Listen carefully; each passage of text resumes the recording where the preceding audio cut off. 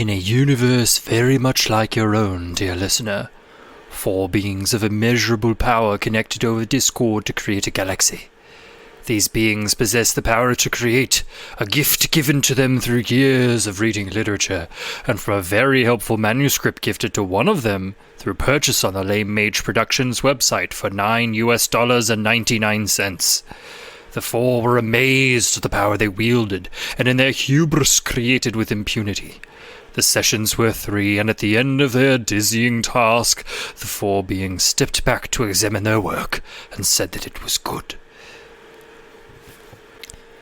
The Earth is the cradle of humanity, but mankind cannot stay in the cradle forever. Tsiolkovsky. Jordan. Yes. You are the lens.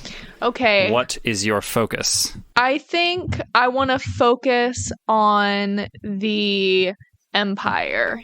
That's a broad topic. Okay, the creation of the Empire? Okay. So we've kind of like mentioned that it happened, right. But we haven't really talked about how, why, who's all involved. So I think that's important. Good. That's a good one. Okay, so you can create up to 2 things if they are connected to each other. So go ahead and make something. Okay. Can I just create a period for this? If you want, yeah. Okay. So like the formation of the empire or something. Yeah. It should probably happen before intergalactic trade. Yeah, that makes sense. Yeah.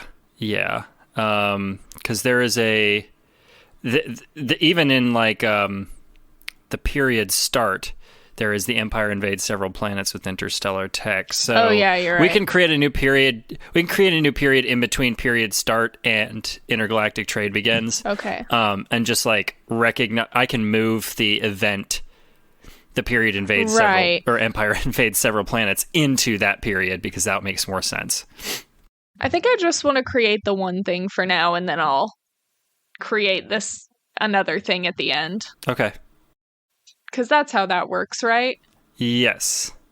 You can do that. So Jordan created the Empire is formed period.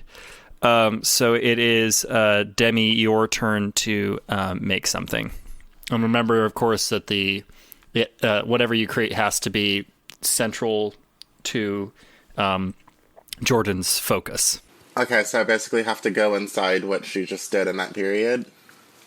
You don't have to go inside that period. Whatever you create just has to do with the Empire and its formation.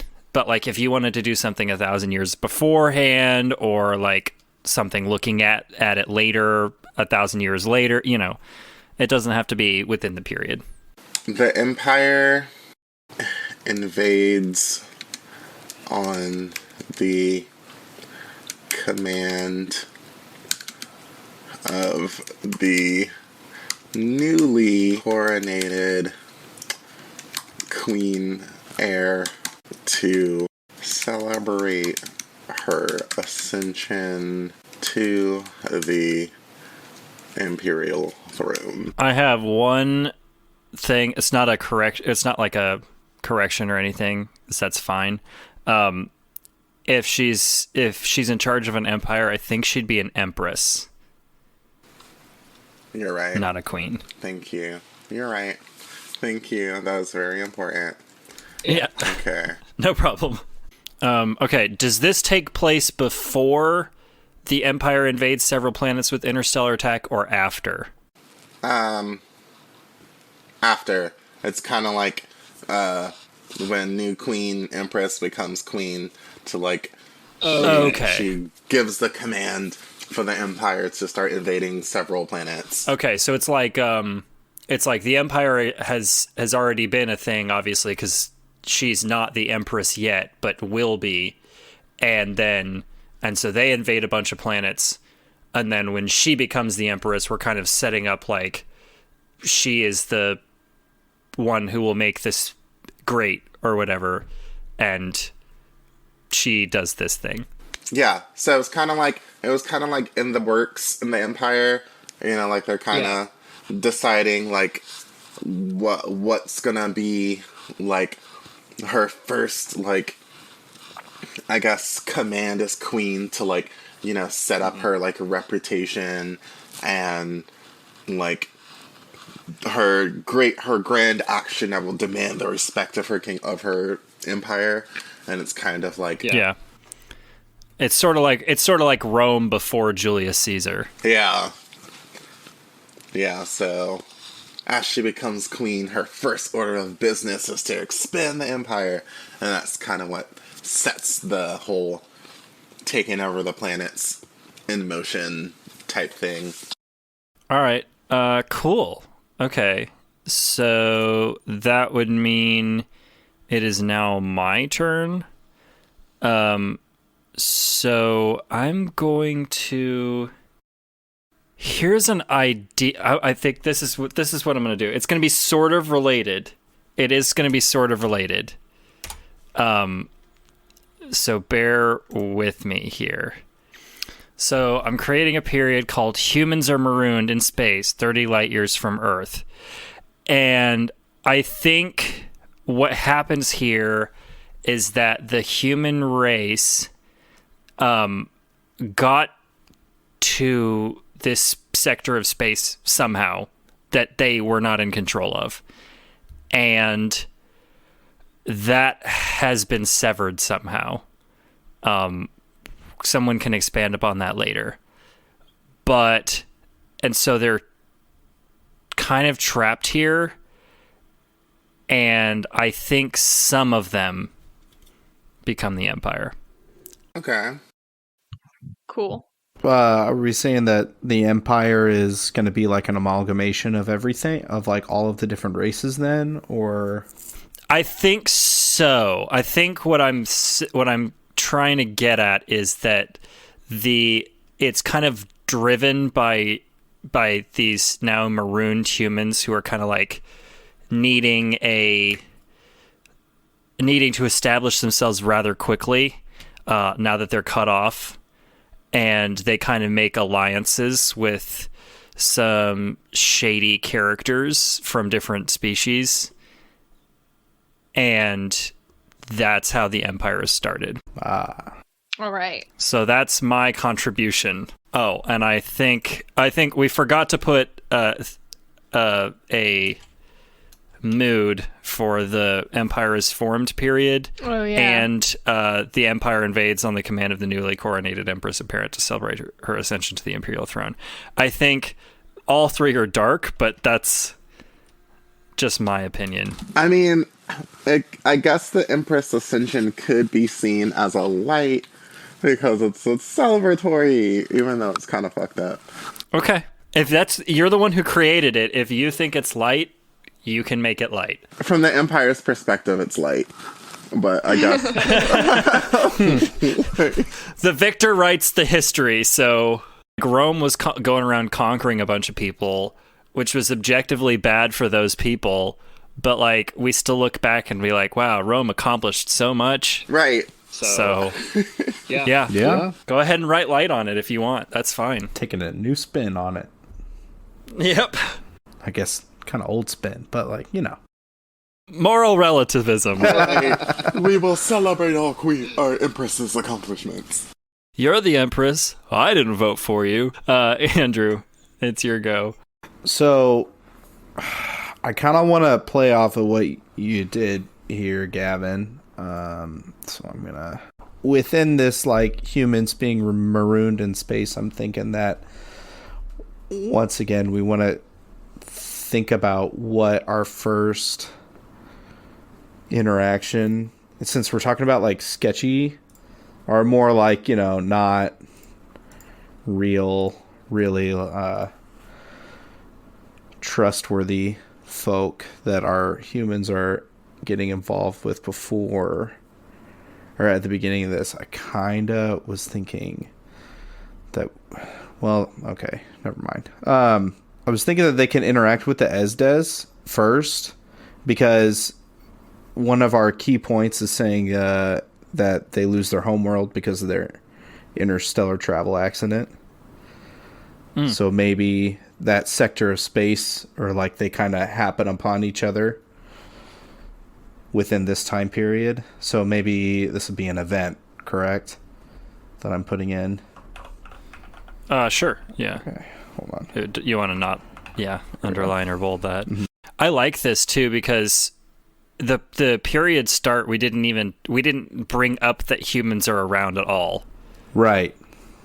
So, yeah, this very well could be like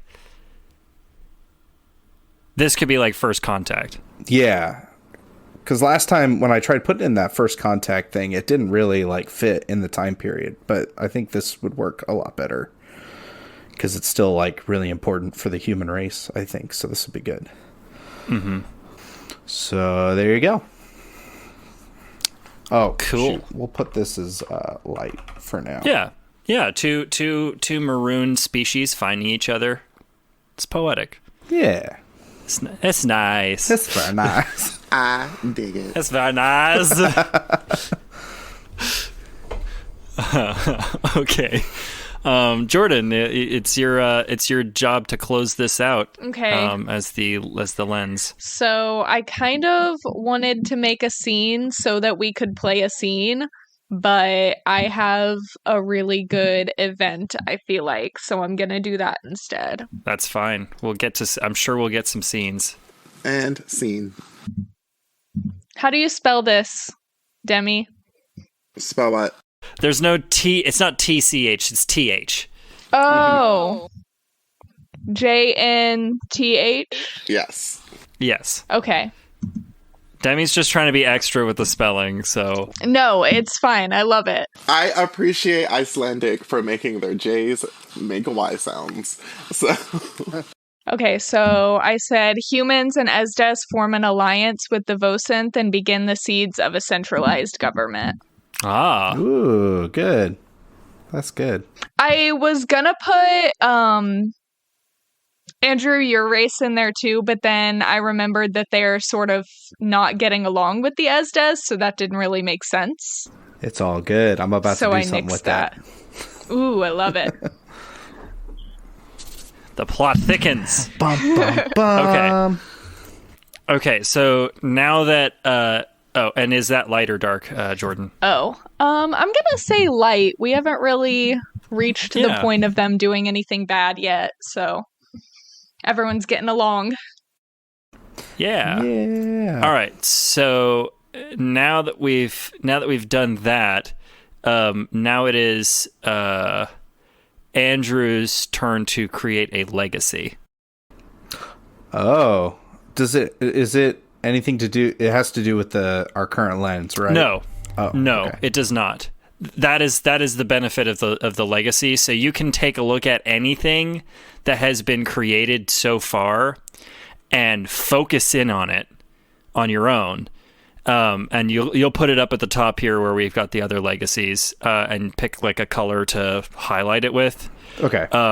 And so basically you pick a thing that you want to explore a little bit more, and then create a event or something having to do with that. Okay. Like I created a little scene. Demi created an event for theirs. Right. So, yeah. Right. Persuaded. Okay. Yeah. Man, that's hard. Okay. Yeah, it does have to be something that appeared in play this round. Already. Yeah. Right. Okay. I does it have to be added new, or can it be just something that's already been? No, it says specifically the player looks back through what happened during this focus and picks something to be a legacy. Okay. It has to be something that appeared in play this round. Okay, got it. Either for the first time or reappearing from earlier in the game. Is that legible? For the people for whom this is an audio medium, yeah. Andrew has created a legacy about humans and Estes form an alliance with the Vosanth and begin the seeds of a centralized government, the thing that Jordan just said. Yes. Yes. Okay. So, to be... God, why is this gotta be so hard? Sorry. I'm struggling today. Brain's not firing on all cylinders. wake up. Yeah. Why don't you put on a little makeup? Right. So this event will say peace talks. Peace talks between cultures, breeds, technological advancement, and political wide political gain. Does that work, or is that not specific enough? I think it's fine. Okay. Yeah, I think so too.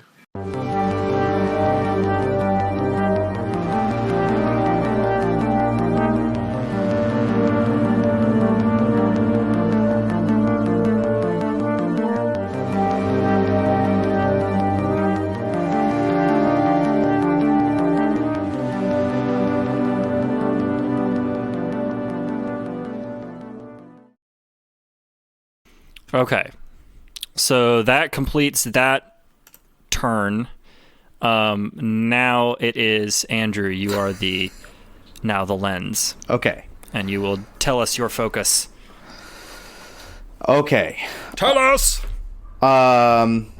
So my focus here is going to be a new period, and we are going to take a look at the war between the Concrid and the Jagger, which will lead to the alliance hopefully between the Esdes and the Concrid towards the end of their war. So we're going to put Concrid. So because this is the Empire is already formed, Concrid fights against the Jagger army of their. This sounds more like a event. Yeah. Yeah. The more you like elaborate. Well, you could create the period. Yeah. That's like the Concrid and the Jagger War, and then you could create an event within that because you are the focus. Yeah. Okay. Or you're the lens. Yeah. That's better. Thank you. War. Yes. What is it good for? Money. Sorry. Okay. So. So Jagger. The event is okay. So then with an event on the inside of this period, so the period is Jagger and Concrid War, and then on an event within it, Concrid ally with the Esdes to gain an upper hand in the war against the Jagger. Okay. So the focus is the same as the period?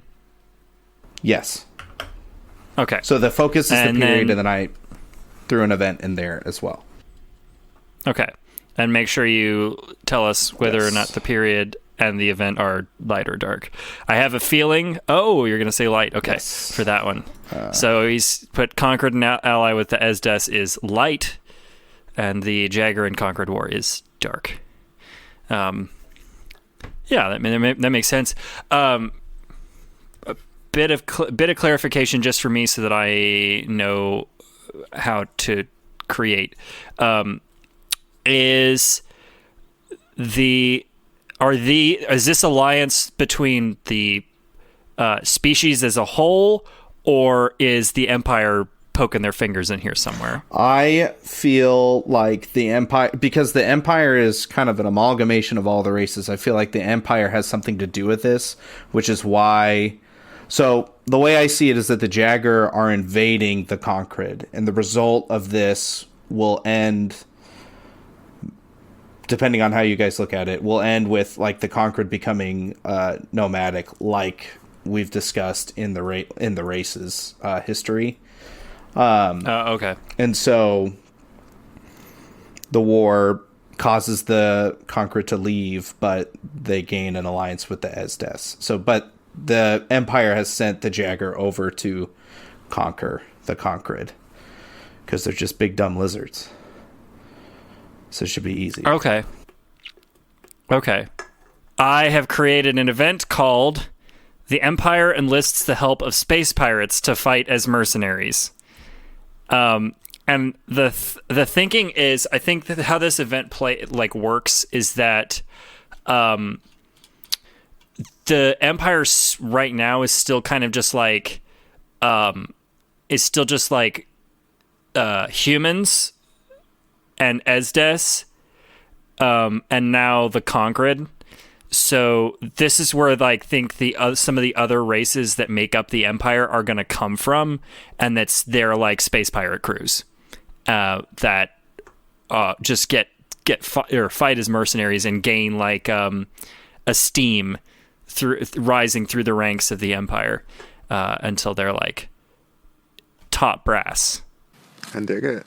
And that is to Jordan's liking because it's what they added to the palette. So, Space pirates! Hey. Space pirates, literal pirates! In space. Yes. Fulfilling my treasure planet dreams.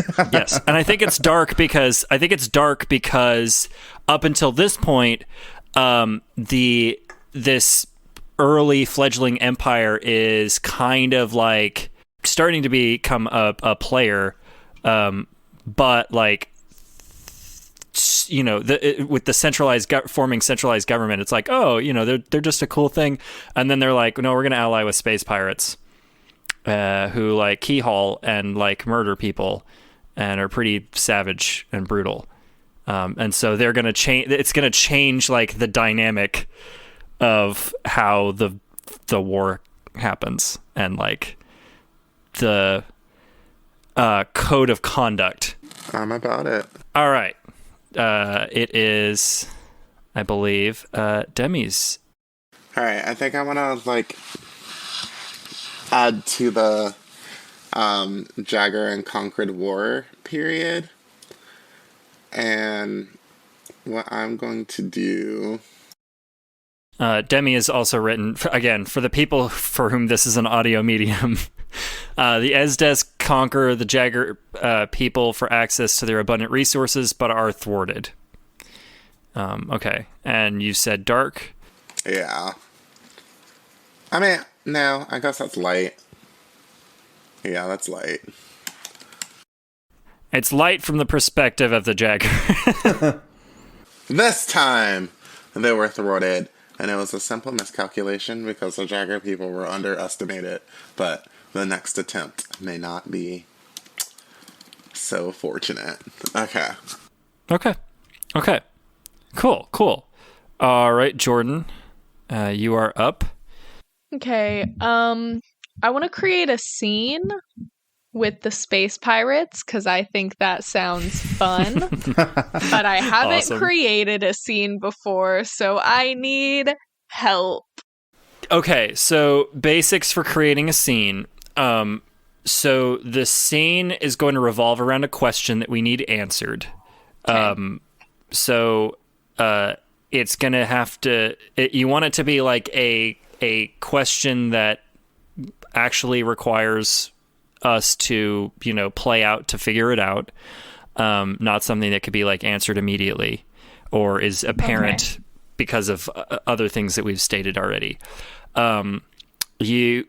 Step 2 will be setting the stage. So you'll describe kind of what's going on around in the scene, so that we know kind of where we are, what's happening.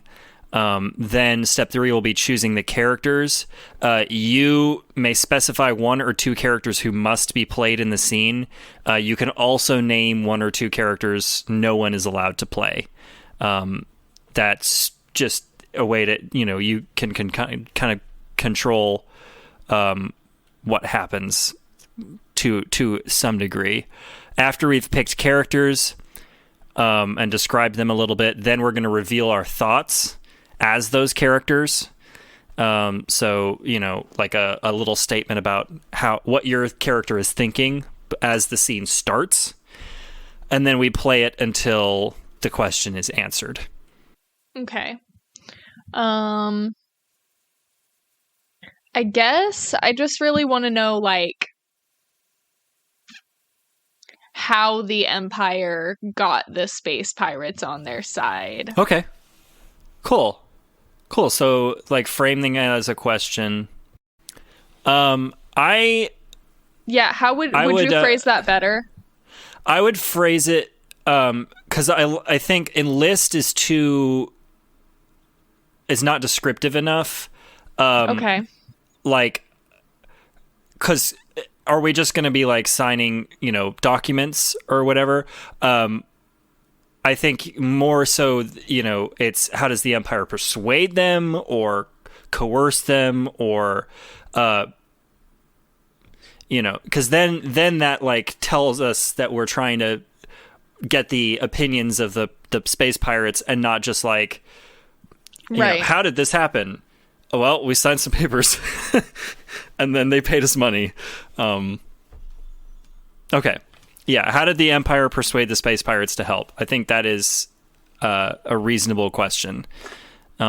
So now you're going to set the scene. What's happening? Where are we? That sort of thing. Okay, so the Empire has boarded the main ship on a pirate fleet, a fairly large one, and is speaking to the Commodore. That's what it's called, right? The leader of a fleet of ships? If you say it is. I think it's called a Commodore, right? I think that's what they called it in Pirates of the Caribbean, but that's not enough information for me to be correct. Yeah. It is in British naval, in British naval at least. Right. In America, you're an admiral, but you can call it whatever you want to call it. I'm gonna call it a Commodore. Fuck America. And they're in negotiations. So I'd say we have a human representative, an Esdes representative, obviously the pirate Commodore. Well, I would say make a couple of characters that have to exist, right? And let us come up with the rest. Okay, so more just a representative for the Empire, and then the Commodore for the pirates, and I feel like that's all we need to have, and nothing is off limits. Okay, you don't want us to. You don't care if there's any. You could be a literal fly on the wall if you want. Okay. All right. So next we're going to create characters, and I think just to make it easier or more fair, I think you should pick your character last, Jordan. Yeah. So we'll go. Andrew will make a character first, and then I will, and then Demi, and then Jordan. I would like to be the representative's right-hand man or assistant. The representative from the Empire. Sorry, not specific enough. Yeah. Okay. And now more specifically, like what species? Oh, I am going to be a human for this. A human? Yes. Okay, so you're the human right hand of the Imperial representative. Okay. I guess I will be the Commodore, and I think this character is. I'm definitely getting like Guush vibes. So they're a Guush, but they have like a very big hat that they're proud of. Like Guush are like gelatinous. So they don't like, he doesn't really need clothes, but he does have a hat just to make sure that everyone in the room knows who the fuck he is. Okay. Demi. All right. I will be the Esdes representative. So Jordan said that the two required characters, one is the Commodore, one is an Imperial representative. Wasn't specific on who that person. You can say you're the Imperial representative who happens to be an Estes if you wanted to. Okay, cool. I'll be that Imperial representative. Okay. And anything you want to tell us about this character before you reveal thoughts, of course. This Imperial representative. I don't think any of the Esdes. Wait, are there Esdes in the Empire? I mean, I guess there could be some that like straggled, or like. Yeah, well, yeah, because we established the humans' first interaction was the Esdes while marooned in space, and they form an alliance with the Vosanth to become the seeds of centralized government. So I think there's definitely they're an integral member of the Empire. The species as a whole isn't part of the Empire, but there's definitely a branch of Esdes who are Imperial. Okay, actually, I fucks with that. Okay, yes. The Imperial representative will be Esdesi. When I say that this Esdesi person is disillusioned, they are disillusioned from the, I guess, like, the religious extremist viewpoints of, like, hardcore, like, Esdes that are still part of, like, the Esdes civilization. Okay, so they're like a religious renegade. Yeah. So, okay. Yeah, there's more to it, but that's what's going on with them. Sure. Okay, Jordan, who are you playing? I will play a random cabin boy on the ship. Nice. He is human, and he keeps putting his opinion in, even though nobody asked, because he's literally a cabin boy. Okay. All right. Okay, so now we reveal thoughts. So Andrew, you'll start, and we'll go in the same order. What is your character thinking about in this moment when the scene starts? I think he is thinking that he has worked really hard to get where he is today. This meeting is going to be a defining moment in his career, or their career, where if this goes the way that it's supposed to, maybe they can one day have be a ambassador themselves, but they're just hoping that everything goes well with these talks with the Guush pirate. All right. The Commodore is definitely thinking about he wants to make a shitload of money from this, and he wants to be able to just like have the Empire leave him alone about how he treats prisoners, because he's like really into torturing. just like get money, kill or flay folks is his motivations. All right, Demi. All right. This Esdes is basically wanting to bring superior, like, technological advancement to the situation, and wants to basically, yeah, that's their whole deal. They just want to add technology to make the Empire as great as possible. Okay. And Cabin Boy? He's just thinking about how excited he is to be a captain one day with his own very big hat. Okay. All right. So yeah, we have the setting of the scene. We have all of the characters. So all we have to do now is start the scene. And yeah, who's starting it?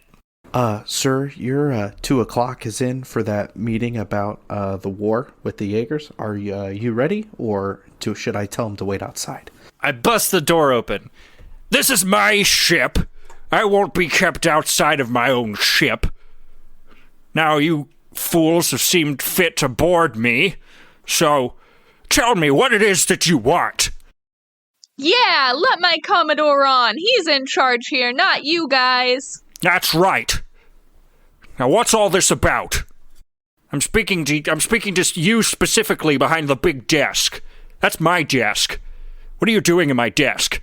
Dammy, I'm talking to you. Wait, I'm behind the desk? Oh, I didn't know I was behind the... Oh my god, I'm so sorry, y'all. Well, you're the ambassador, so yes. I figured you'd be behind my desk. Yeah, okay.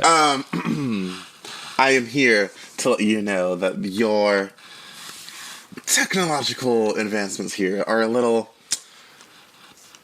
underwhelming. I am here to bring my expertise and my radiant intellect to allow this empire to blossom above all the other civilizations. In the meantime, that means that I will be the one sitting at this desk, because it needs to be me. Sorry, buddy. So my cannons are a little rusty. I don't see what that has to do with anything. Yeah. You can't just come onto my ship and tell me what technology I need. What's this about? Sorry. I thought you were done. Oh, yeah, I'm done now. Yeah, pirates aren't supposed to be fancy. You may be the one living in this pirates aren't supposed to be fantasy. However, we have things to do out here, and as the space technology advances, that means that we could far more easily be killed by opposing forces, and I'm here to help keep you alive. Just imagine, with better weapons, with better armor plating, with everything, you can pillage more, you can claim more, and you can pirate more. And don't pirates just want more? Isn't that the point of being a pirate? And what about money? Yeah, let's talk numbers. I can handle this, Captain Bitch. I can handle this. What about the numbers, huh? You mean the cost? No, what? You come into my ship, you tell me that I need to advance my technology. I don't even know what that means. What do you want from me? Are you making an offer? I am making an offer. I do not believe in the traditions of my people, and I really, really just want to get away. Okay, I want to set out on my own and show that as a SDS, I can be complete without having to be killed by a stupid, dumb, true vessel. Okay, I'm a true will, and I'm not getting killed. Okay, so I want to get away from this shit, and I want to bring what I know. Human. Sir, don't we need these pirates to help with the struggle that's happening on the Jagger world, or the Jagger world? We kind of need them to, give us some extra muscle, right? Did you think we should maybe be like a little bit nicer to him? Okay, I guess you have a point. I'm sorry, I guess I was caught up in my own, Yeah, you just started monologuing on my ship. Nobody monologues on my ship but me. I'm wearing the hat. It's been a very rough couple of weeks, okay? Okay, listen, is everything all right? Well, it's just not important. Okay, however, in terms of numbers, if you help us with our, establishing ourselves on the, Jaeger homeworld, you shall be met with riches and technology beyond your wildest dreams. However, all we want are just some ample resources, to, do what we do, and you can literally have the rest. So this is very, very for your benefit as well. Very well put, sir. Now, I hear that the rules of the Empire are pretty strict. Does this mean I'm going to become some sort of vassal of the state, beholden to her Empress's laws? That would be in your best interest. I would advise you that it is very unwise to oppose our Empress. Ugh, cabin boy, I've heard enough of this. I'm gonna go flay some prisoners. Well, before you go slay some prisoners, I would just like you to know that you should heed these words. You are either with us or you are against us. And you do not want to be against us because the Empress of our empire has never known defeat. And it probably won't be at the hands of you. So... A true pirate is beholden to no man. You give us freedom or we give you nothing. We'll... Okay, I guess I really shouldn't go with that approach. If you want to continue pirating freely, you should be at the behest of our Empress. You know, like I said, with your very quaint weaponry and your very more quaint defenses, it is not a good idea to deny the wishes of our Empress. Is that a threat? I don't like threats from authority figures. It is not a threat. It is simply a very, very, very precise promise that just heed, help us with the Jaegers, and you can go, you know, we'll just stamp a little Imperial sticker on your ship or whatever, and you can do whatever you want. But you know, you can be a pirate. You'll just be a pirate for the Empire.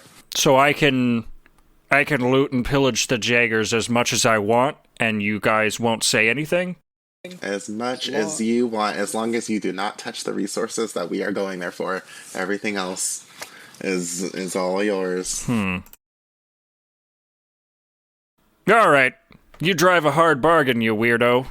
But get the hell off my ship, and we'll do this. I've had an inkling to attack the Jaegers for quite some time. Interesting. I'm glad to see that our interests align. You have made a very wise choice today. I think that's answered the question. Yeah. So Yeah. that ends the scene.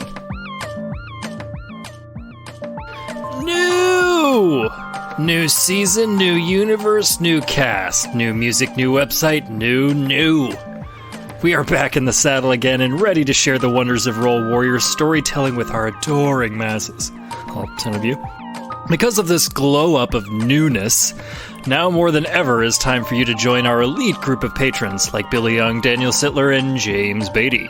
For $5 a month, you get that bonus content. We are talking about bonus episodes not released to the Gen Pop, a direct line of communication to the cast so you can chat with us and find out what alcoholic beverages I prefer, or how many times Demi has been duped into the Church of Scientology. The answer might shock you. We would love your financial support so we can keep the lights on and keep doing what we love.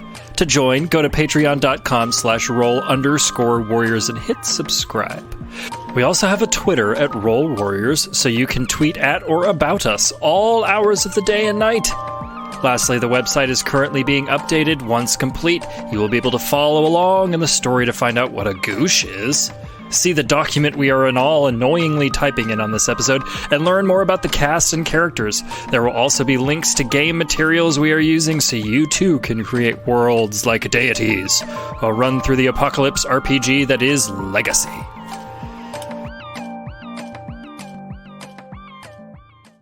All right. That's very nice. I mean, also, you can also put... ... Those pirates sold out. Subtly threatened death as well, because that's kind of... Subtly. Those pirates really sold out. I'm disappointed in them. But there was no other way. Yeah, they were really good people. Also, the captain's a Guush, so selling out's kind of his favorite thing to do. Yeah. His cabin boy will not be like that. Yeah. We'll see if we decide to explore that crew at a later date. Yeah. Okay. So Jordan, you made a scene, so I think it is back to our lens to close out this particular turn. Cool. So it sounds like with the so I'm gonna make one more event, like, to kind of end the war. So with the assistance from the Guush pirates, the Esdes and Concred are able to conquer the Jagger world for the closing event for this lens. So, you can just say you don't have to say are able to. You can just say conquer. Yeah. Keep it short. Everyone's been spelling Esdes differently than it is on the spreadsheet. I thought it was... Oh, it's a dash, not a... Okay. Yeah. Whoops. Oh, and it's ES dash DEZ. Oh, jeez. Not EZ apostrophe DES. It's Estes. Estes. It's been spelled like 4 different times. I think I made one that was Estes build a prototype engine that exploded, killing thousands, and I spell it that way, and then right after it's spelled incorrectly, and then we've been spelling it all wrong. I'll go in through the document and fix it all. I think I got you covered. Everywhere except for the legacy, Demi's legacy, and your legacy. Dang it. It's everywhere. I know. Why? They are very integral. It's funny because I was like, I was thinking about it. I was like, damn, there's not a fucking Fortizan anywhere. I know. Oh shit. I don't know. We haven't really talked about Fielnil either. No. They haven't done anything. I knew the Marina were not going to be anywhere because they're very, very, like, we could include them at some point, but in this timeline if we wanted to, but I think they're largely outside of global politics. Well, they're kind of landlocked, aren't they? Yes. Oh, there you go. Waterlocked. No space technology to speak of. I think I got them all. There was a lot of them. Yes, it was. Jeez. I'm sorry I didn't say something sooner. No, that's all right. Oh. So there's one more. Where? Up in Demi's legacy. It's spelled Esdes. Oh. And then Estes right after. Oh no. That's funny. I hope the misspellings conversation ends up in the podcast episode. We can abridged version. Abridged version. Yeah, the whole conversation was too long. Yep. Just as an FYI, in case anyone was curious, so humans are marooned in space 30 light years from Earth. So 30 light years at sublight speeds, like 120 miles per hour, takes 168 million years to traverse. Ooh. Dang. So it's quite a distance. Yeah. That's just to give you guys a perspective on how far away this is from Earth. Andrew, is the thing about the conquering of the Jagger world light or dark? Oh, thank you. We'll call that dark. Yeah, it seems pretty dark to me. If the period as a whole is dark, most of it, there should be more dark events and scenes than there are light events and scenes. Unless we're like, man, this war's a drag. Let's just focus on the good stuff. Right. Sounds familiar. Jordan, I think you haven't created a legacy, so it would be your turn to create a legacy. Okay. I had one and then I totally forgot. Oh, okay. Oh no! No, I remember now. Okay. 1 second. I'm going to write it down in case I forget in the time it takes me to type it out? Yes. Okay. I know that sounds so stupid, but I'm like really tired. I'm going to write it down before I write it down. Well, I wanted to write down what my event for the legacy was going to be. Okay. In case I forgot why I made that the legacy. So your legacy is, with the assistance from the Guush pirates, the Conquered and Esdes, conquer the Jagger world. Yeah, and then I'm just adding an event to that. That's how this works, right? That's what I do? Yeah. You can, it doesn't, the legacy doesn't necessarily have to do with the lens, but it does have to be something that we covered in the, it's weird. Like as an example, if my legacy was like the Guush captain that we did in the scene, like that has nothing to do with, he doesn't really have anything to do with the lens, But Right. like, if I wanted to talk more about him, that would be a good legacy. Okay. So, so that can be my legacy though, like that works. Yeah. You can use Okay. that as your legacy if you want to. And then my event for that legacy is several Conquered leaders officially join the Empire. Cool.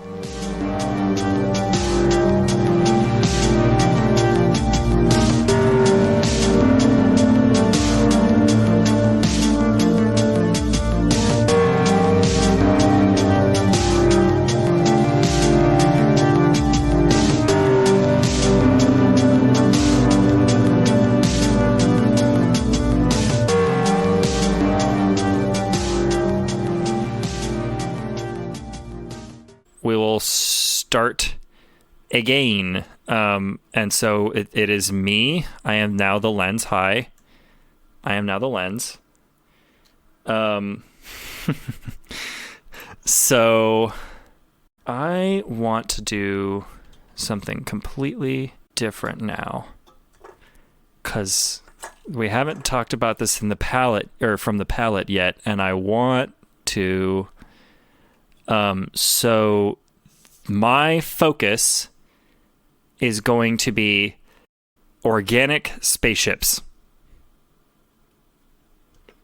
I want to know about them. I want us to focus on them. So I am going to put, I think,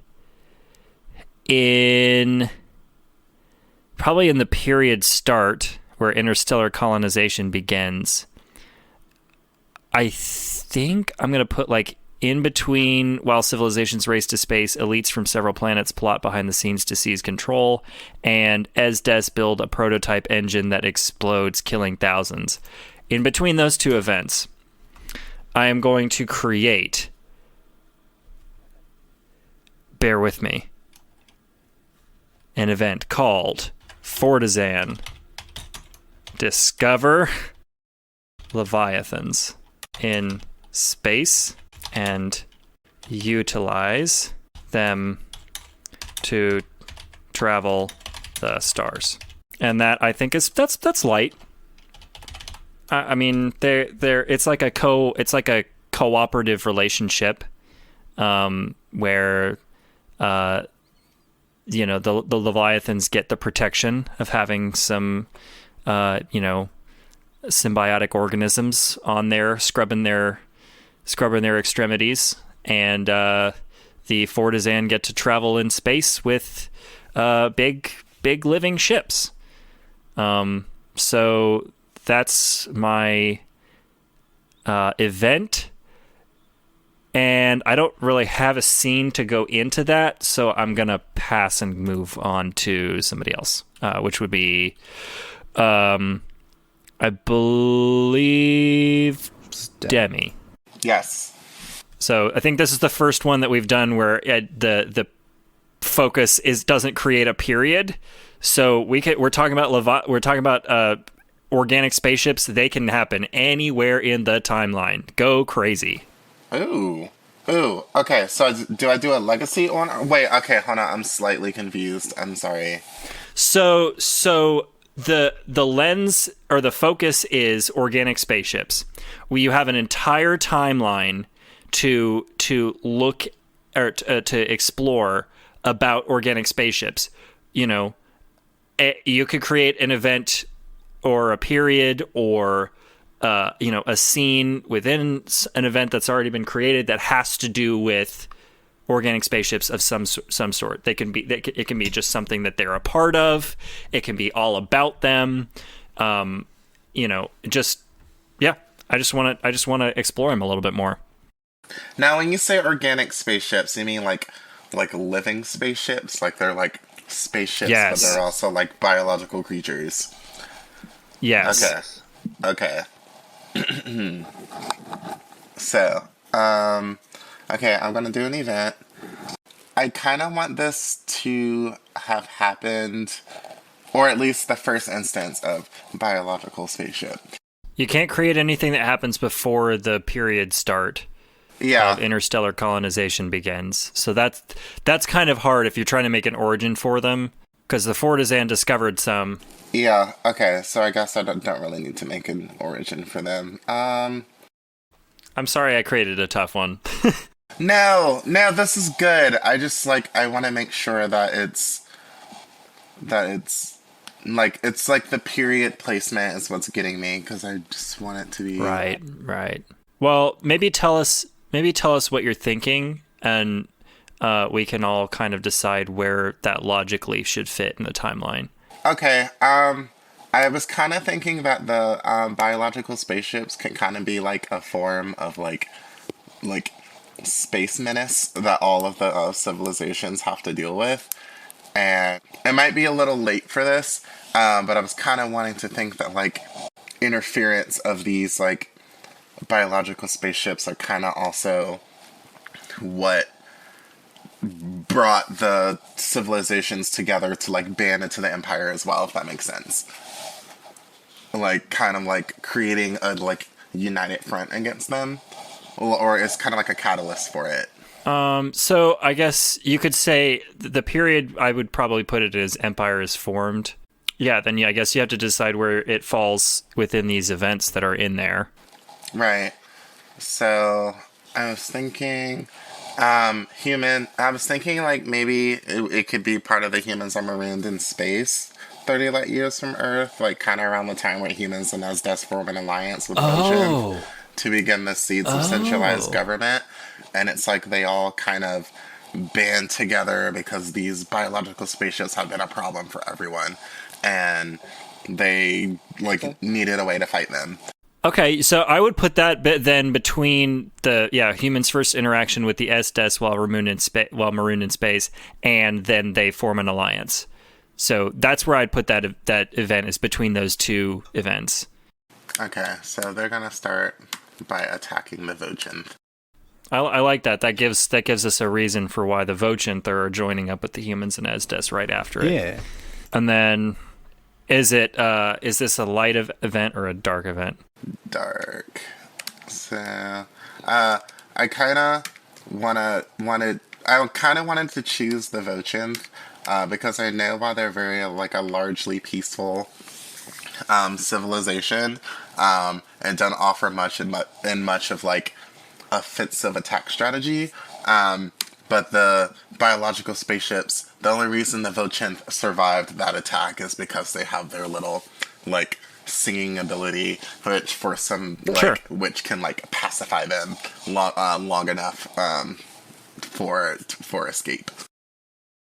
Yeah, I think that might have been cool to see as a scene, but we could do it. Well, now we know. Now we kind of know how it plays out. Yeah. That would have been cool to do as a scene. Okay, I thought it might have been too complicated as a scene, but maybe not. Yeah, it's okay. It's one of those things where it's it's a lesson in how much do we elaborate while we're creating events. Right. Okay. Right. All right. So that's Demi's. Jordan, it is your turn. Okay. So I put humans harvest organic tech to bring sustainable oxygen farms to their own ships. Interesting. So they're taking shit out of these spaceships, these living spaceships. Yeah, I figure since the Fortizan were kind of a big part of their creation, or how they came to be a little bit, it makes sense that they would probably have some kind of plant life on them. Yeah. That is somehow connected to the ship. Yeah, I kind of got that vibe too. And I don't think I think the Fortizan didn't maybe create them, but more just found them out in space and were like, "Hey, yeah, these are cool." All right, cool. I like that. Now we've established that they can be used for other things other than just transport.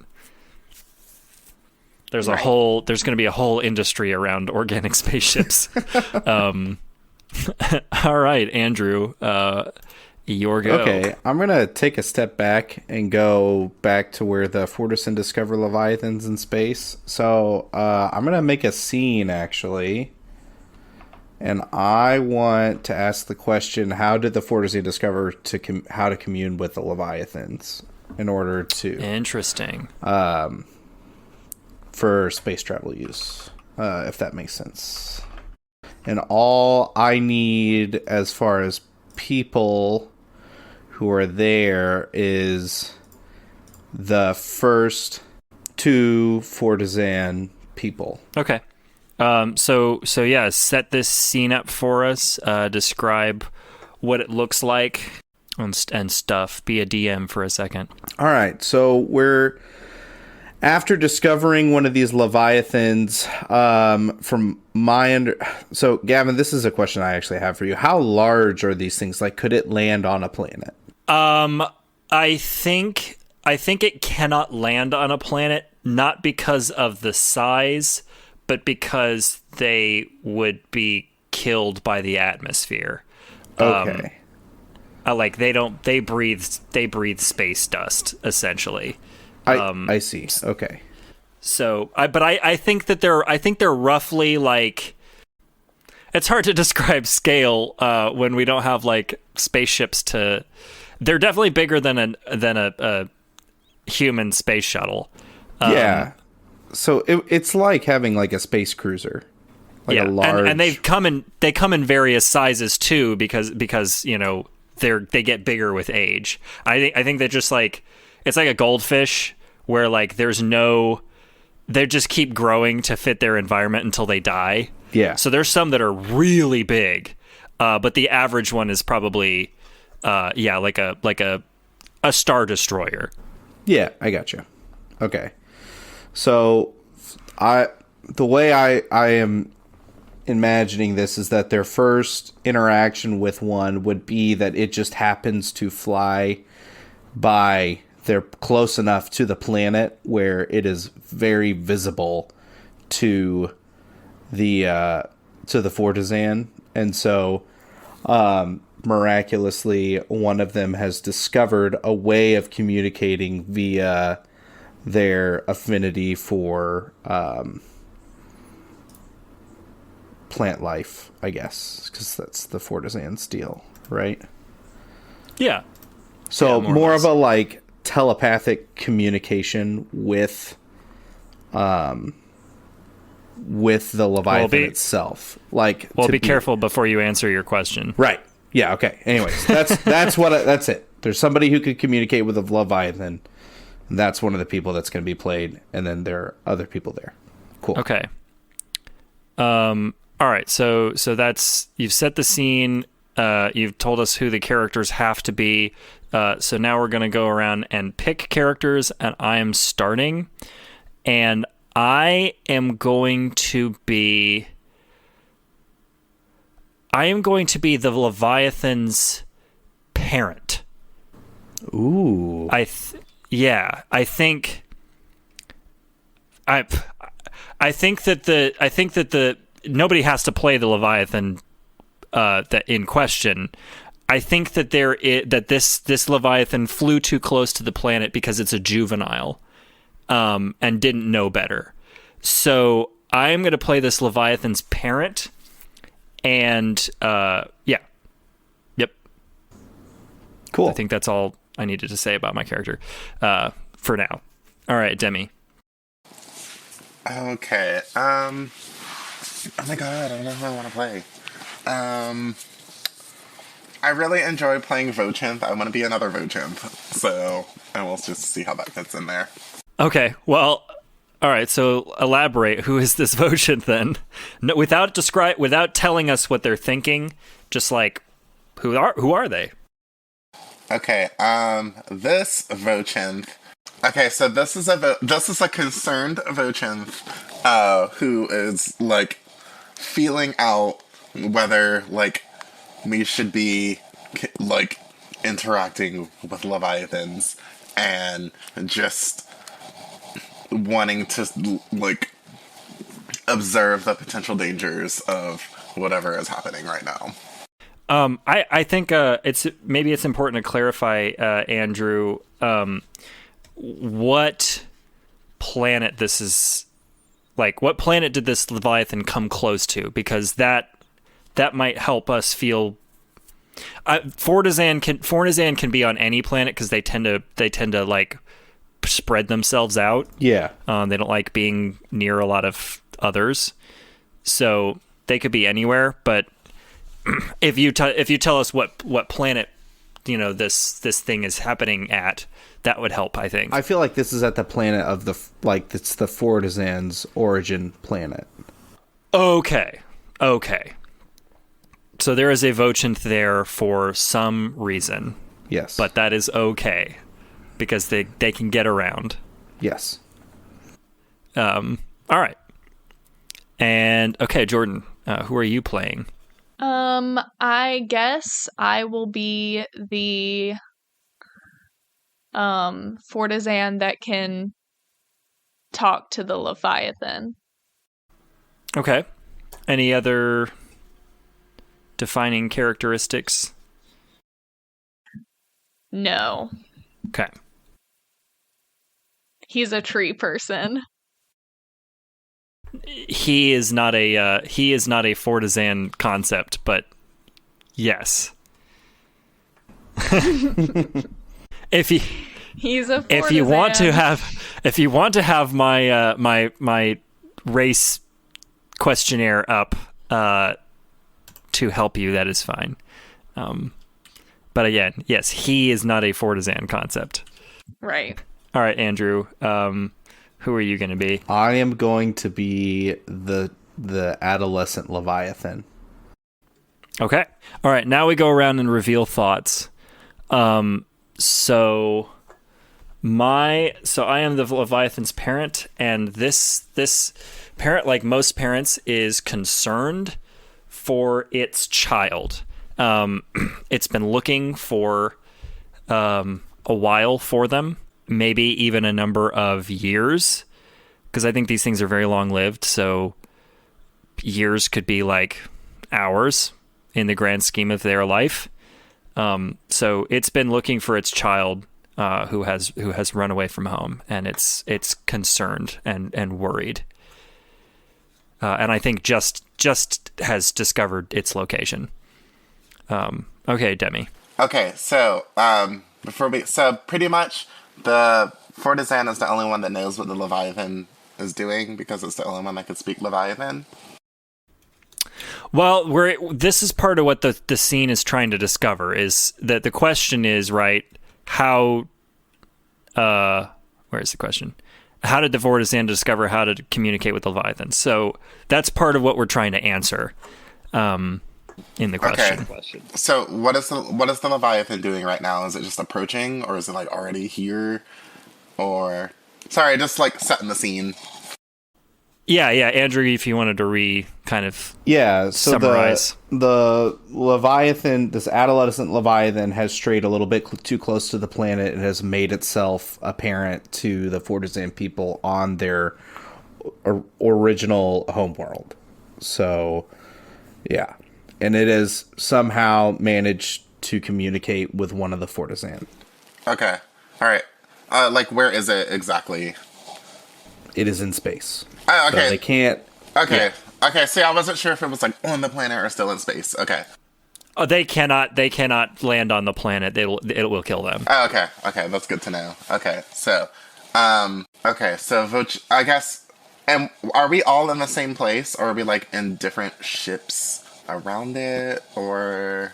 That is up to you to describe, I think, because Andrew did not specify. So if you want to be in a passing ship, or you could be on the planet for trading reasons, it's whatever. It's whatever you're. We're just revealing thoughts about your character. They're like, what is that thing? Okay. So here's her thoughts. Wow. Ladies, are you seeing this thing that is in space? Whoa, what is it? Let's get closer to it. So, Vichinthi are driving or steering. I guess. What is good space distance? Maybe like, I don't know, like 3,000 feet from it? Like, that's pretty close still. It's like a half a mile from it, but they can see it, right? Yeah, oh yeah. At a half a mile in space, yeah, you can see a lot of shit. Yeah, so, okay, the Vicinthi, representative is opening, like, a channel of dialogue. All right, Jordan. I feel like the Fortizan is in the same boat. It's just seen this thing in the sky for the first time, and it's kind of a little bit scared. Okay. And Andrew. This Leviathan is also, I would say, very scared because he's lost their mom, and they are now looking for adults to try to help them find their mom. I need adult. So it is gonna, yeah. So that's what they're doing. Okay. Well, Andrew, you're in charge of the scene, so. All right. Well, I guess I could start. So I'm gonna swim my way over to the planet and look down at it and start. I'm gonna use a kind of like a clarion call, almost like what a whale would do under the ocean, and send out a vibration onto the planet, giving the impression that I am lost. No specific words, just saying help, like a feeling of distress, to see if anything would respond back. The Fortizan is going to hear this, or like feel this rather, and start looking around and look up to the sky and see the Leviathan. And then be like, what the fuck is that? He's just going to keep on doing the same thing. He's like, hello? It's me. Sorry, no.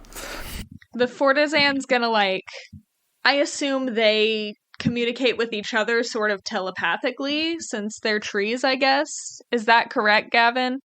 Well, that's what the question is. Well, yeah. Well, the question isn't how they communicate with each other, it's how they communicate with the Leviathan. I mean, like, how a Fortizan would communicate with another Fortizan. How a Fortizan talks to each other. Yeah, I think they've got a language, but it is very difficult to use or to speak with human vocal cords. Okay, so the Fortizan's gonna. Yeah, it's kind of like a scraping and a moving of bark and stuff. Like, imagine that kind of noise. Okay, the Fortizan's gonna call out to other Fortizans to come check out this weird thing in the sky. And say, I think it needs help, guys. I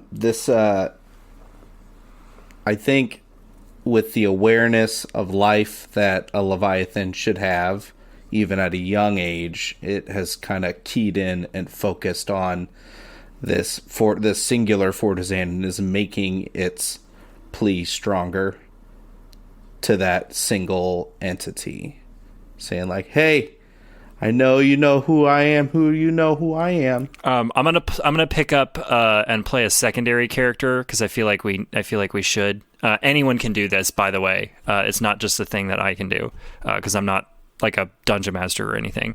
I'm going to play a secondary character, which is the other Fortizan nearby, because I feel like that's important. So they're going to kind of approach and speak to the one that's calling to them. Like, how can you tell that it needs help? It's just I don't know. It's just a big thing in the sky. I don't know. It just feels that way. It feels like it needs help. Don't you feel it? A few of them kind of shrug and they're like, no, this is not quite sure what you're talking about. Is that what kind of ship is that? Do we know I haven't seen that configuration before. It makes me feel like I need help. I've never seen anything like it before. I don't know what it is. I think it's alive. In desperation, not getting any results, I'm going to send out a wider call to more of the people standing around the person I've been focusing on, saying, "Help, can you hear me?" I think they don't. I think these other Fortizan can't understand what's being said. They're kind of like they're kind of looking up at it like it's some sort of like weird alarm signal or something like that. The Fortizan's mom, or not Fortizan's mom, the Leviathan's mom, when it sends the wider signal, hears it, and approaches, and says to, in Leviathan, like, "Child, I am here." The Vicinti are like hearing the call and are mistaking like the sound as a call to invasion, and with the approaching of the Leviathan's mother, which is an even bigger one, they pull away and retreat and attempt a counter call to try to pacify whatever is going on. However, their attempt, even though they do their call, it kind of like freaks the Leviathan out, which causes it to like appear endangered. Well, you can't tell other characters how they feel about things.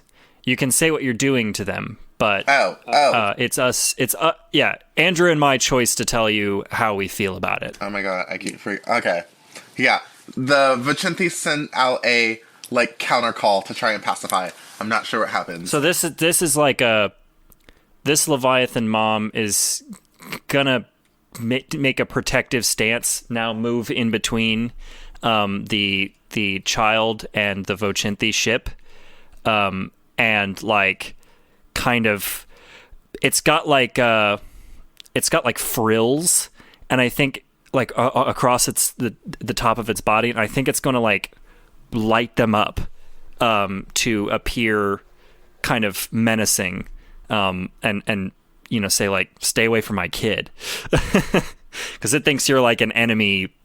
It thinks you're like another creature that wants to harm its child. Okay, so the Vicinti. This creature is preparing an attack.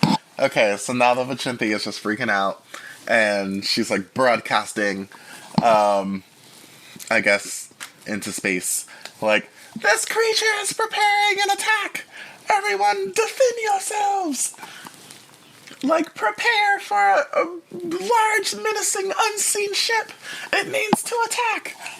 Oh, and then the Vicinti kind of like retreat a little bit and start descending into the atmosphere of the planet. I was going to say, I'm going to send another call to the Fortizan and say, like, "Tell that person to go away." I don't like them. The Fortizan's gonna yell, I can hear you. How do I help?"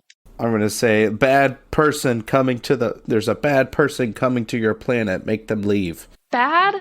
Bad what? I don't understand. Do we see the Vicinti ship entering the atmosphere now? Yeah, I was going to say. Yeah, probably. Okay, the Vicinti ship lands, and the concerned Vicinti, like, exits the ship. "Everyone, I have seen the great creature up close. If that is even what it is to be called. Is it a ship? Is it a monster? We do not know. But those calls mean nothing but violence. And we must prepare. Everyone prepare." No, it's not violence. It's a call for help. I think it's some kind of distress signal. A distress signal, you say?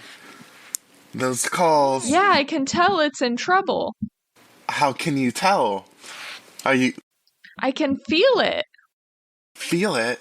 Like, are you able to communicate? I don't know, I'm trying. I can understand some of what it seems to think.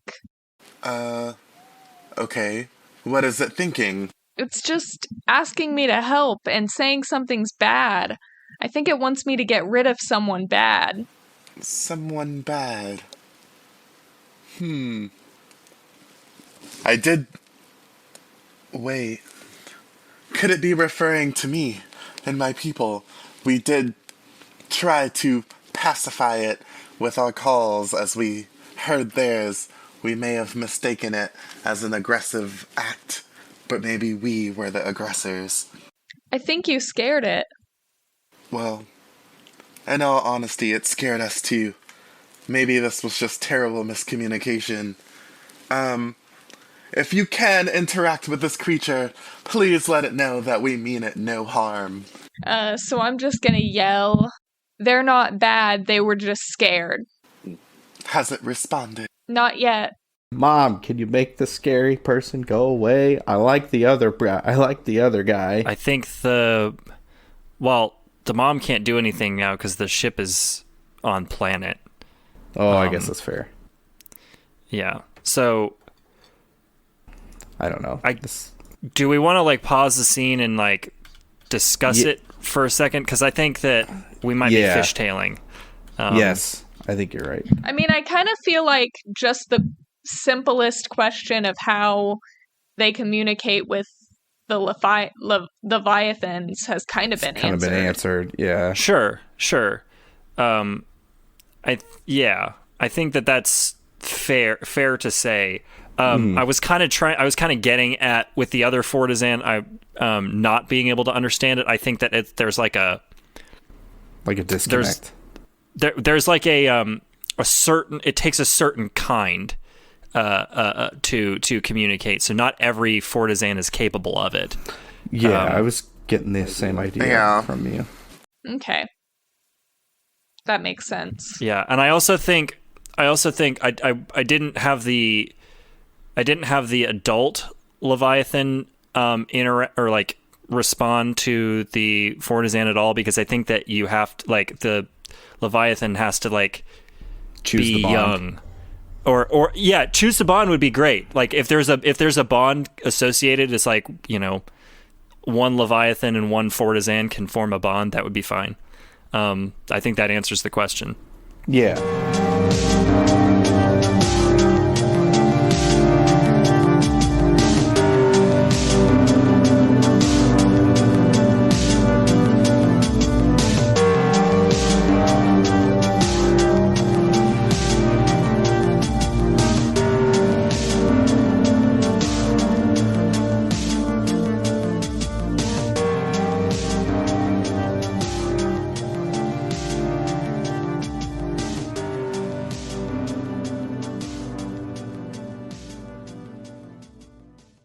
I was kind of thinking you were going to kill two birds with one stone, Demi, and have the Vochinthi attack.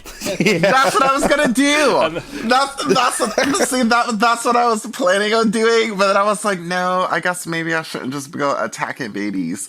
And I was, yeah, because I was gonna like try. Yeah, I chickened out at the last second, but I was totally preparing to attack that thing. That's okay. I felt the change in tone, and I was like, darn. Yeah, I was about to go for it. Okay. Yeah. Okay. Sorry. I was like, should I just be? We can always assume as historians that not every interaction went so well. Yeah. We could also make a executive decision right now that the Fortizan homeworld and the Vochinthi homeworld are close to each other, which would kind of convey that like because of their proximity, Fortizan had good relationships with the Leviathans because of their ability to bond with them, and Vochinthi had bad interactions on the whole because they couldn't. Right. And I also I wanted to kind of like throw in there that like part of the reasons of their like terrible relationship with the Leviathan is because they're both like, I guess, like, it seems like the Leviathan communicate with like sounds and calls as well, and like the Vochinthi and Leviathan, their calls confuse each other, so like they don't react well to each other's form of communication. So do we want to, before we end for the evening, do we want to change your event, sentient biological spaceships begin to attack Vochinthi fleet for unknown reasons, to sentient biological species begin to attack Vochinthi fleet because of miscommunication? Yes, let's do that. Because we kind of got around, Yeah, kind of got the answer to it, I guess, through. We didn't play out a scene, but we kind of, in this scene, sort of came to the consensus. Yeah. So I feel like that's fine. Yeah. Okay, that's perfect.